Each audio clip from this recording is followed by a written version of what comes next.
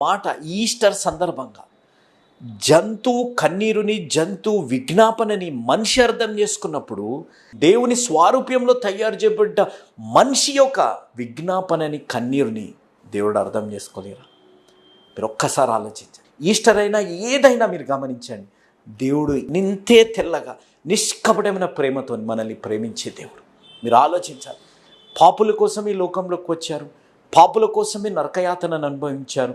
ఆ పాపుల్ని పరిశుద్ధపరిచి ఆ పాపుల జీవితాల్లో పరలోక మార్గంలోకి వెళ్ళడానికి రక్షణ అనేది తీసుకొచ్చి పునరుత్థాన అనుభవం దేవుడు తీసుకొని వచ్చారు.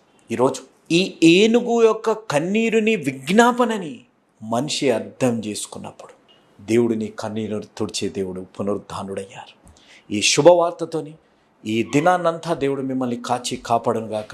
ఈ మాసము దేవుడు రాకడ పర్యంతం వరకు దేవుడు మిమ్మల్ని కాచి కాపాడి ఆ విశ్వాసంతో ఏ